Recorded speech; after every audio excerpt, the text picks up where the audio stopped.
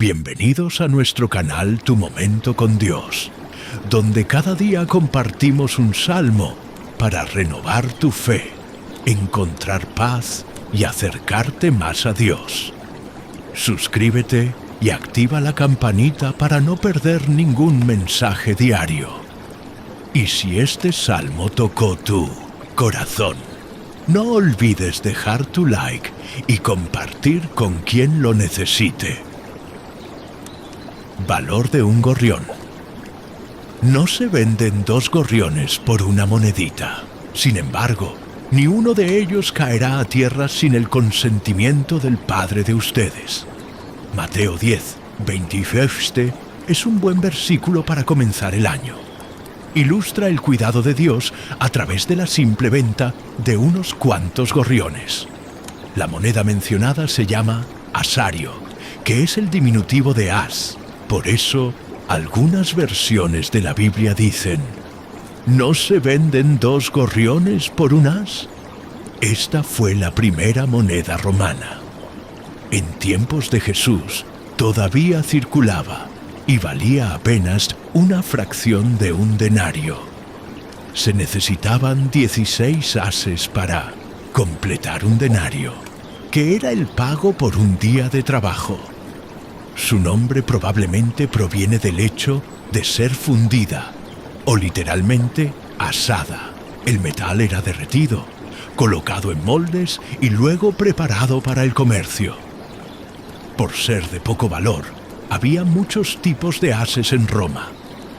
Las monedas más antiguas mostraban en un lado la proa de un barco y en el otro a un personaje con 2 rostros mirando hacia adelante y hacia atrás. Era Jano, el dios romano de las puertas, considerado el primer fabricante de monedas. Cuando Julio César fijó el nuevo calendario, honró a Jano dando su nombre al primer mes del año, enero. Así, sus 2 rostros representaban el paso del año, viejo al nuevo. Su moneda también se convirtió en objeto de adivinación y dio origen al juego de cara o cruz, que aún existe hoy. Es posible que, entre los varios tipos de monedas en circulación en la época de Cristo, algunas todavía llevaran el doble rostro de Jano. El 1 de enero era común que los paganos invocaran a Jano para que los librara de las deudas y de su condición miserable. Muchos judíos también se dejaban llevar por estas supersticiones, y Jesús lo sabía. La mirada infalible del Maestro vio allí una oportunidad para ilustrar el amor de Dios.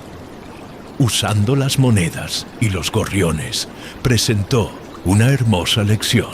Estas aves, al parecer, eran artículos baratos y muy regateados.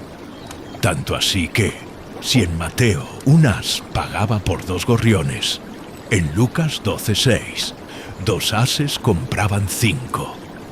Uno iba de regalo. El punto aquí no es el costo de estos pequeños pájaros, sino la certeza de que, si hasta aves tan baratas tenían su valor comercial y eran cuidadas por Dios, ¿cuánto más nosotros, que somos sus hijos? Por tanto, en este nuevo año que comienza, recuerda las palabras del Maestro. No tengan miedo, ustedes valen más que muchos gorriones. Mateo 10:31. Paradoja de Dios: yo soy el Señor, y no hay otro. Fuera de mí no hay Dios. Isaías 45:5. ¿Te has dado cuenta de cómo la Biblia presenta información aparentemente contradictoria sobre Dios? En un momento, Él lo sabe todo. En otro, le pregunta a Adán dónde está. En un pasaje, se describe como inmortal. En otro, muere en una cruz. Aunque hay respuestas sensatas para cada una de estas cuestiones, hoy quiero enfocarme en entender por qué Dios parece ser tan contradictorio. Para responder a esta pregunta, Es importante saber que no todo lo que parece contradictorio es necesariamente incoherente. Existen incongruencias que pueden describirse mejor como paradojas verdaderas, es decir, afirmaciones conflictivas que son sorprendentemente ciertas. La famosa frase, "estoy harto de no tener nada", es un ejemplo de paradoja. Si no tienes nada, ¿cómo puedes estar harto? Sin embargo, es una frase verdadera, a pesar de su ambigüedad. Así también es Dios. ¿Y sabes por qué? Por causa de sus hijos. Piensa un momento, ¿qué tipo de Dios sería necesario para garantizarnos que la angustia no se levantará dos veces? Nahum 1:9. No podría ser un Dios limitado, o incluso un superhéroe poderoso en todo, excepto ante una kriptonita.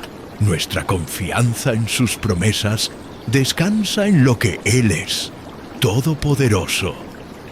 Por otro lado, igualmente necesitamos a un Dios frágil, semejante a nosotros, que entienda nuestro dolor, porque lo ha sentido en carne propia. Alguien que, a pesar de ser eterno, quepa dentro del diámetro de nuestro abrazo y ría con nuestras bromas.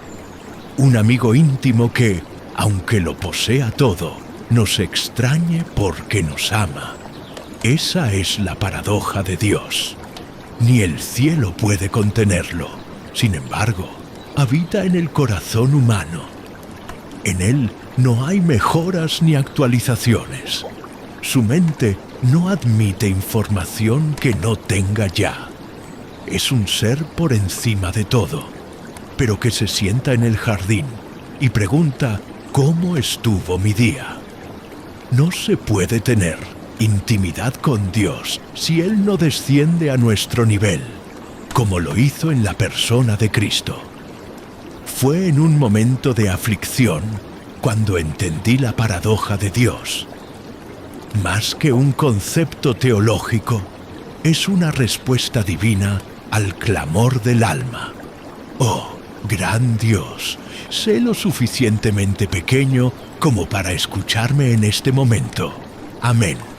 La validez de la sal. Si la sal se vuelve insípida, ¿con qué será salada?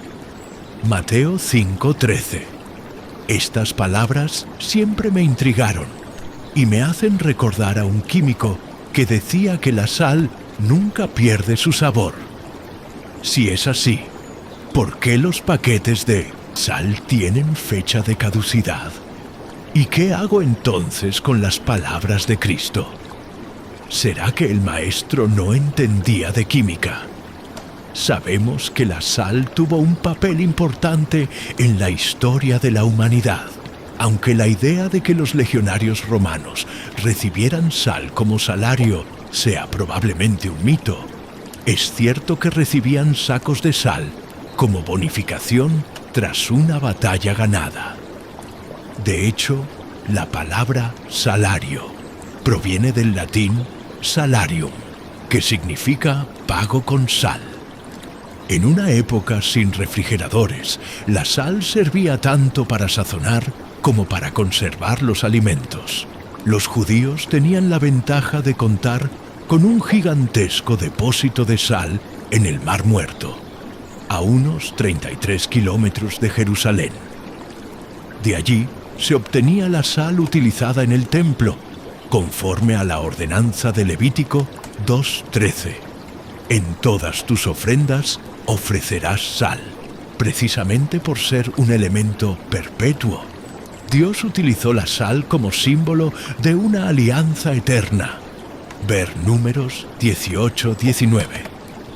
Entonces, ¿por qué hay fecha de caducidad en los paquetes de sal y en las palabras de Cristo?